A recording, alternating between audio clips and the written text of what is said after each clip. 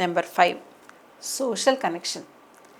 60 ఏళ్ల తర్వాత ఎమోషనల్ హెల్త్ని కాపాడుకోవడంలో సోషల్ కనెక్షన్ కీలక పాత్ర వహిస్తుంది.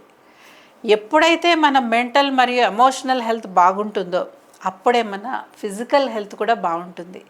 ఉదాహరణకి మీ ఫ్యామిలీ మెంబర్స్కి ఒక నార్మల్ గుడ్ మార్నింగ్ చెప్పడం, మార్నింగ్ వాక్లో పక్కనున్న వారితో ఫ్రెండ్లీగా మాట్లాడటం, లేదా మీ ఫ్రెండ్తో ఒక ఫోన్ కాల్ మాట్లాడడం, ఇవన్నీ మీలో ఒక స్ఫూర్తిని పెంచుతాయి.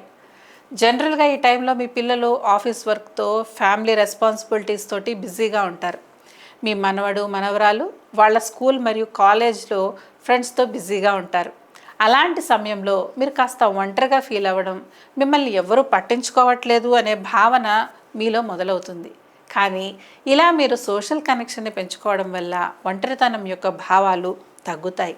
ఇవి మీ మానసిక స్థితిని మెరుగుపరచడమే కాకుండా జ్ఞాపక శక్తిని ప్రేరేపిస్తాయి, పాజిటివ్ థింకింగ్ని ప్రోత్సహిస్తాయి. ముఖ్యంగా మీరు కూడా విలువైన వారని ఒక భరోసా ఇస్తాయి. కాబట్టి ఈ వయసులో సోషల్ కనెక్షన్కి కాస్త దగ్గరగా ఉండండి.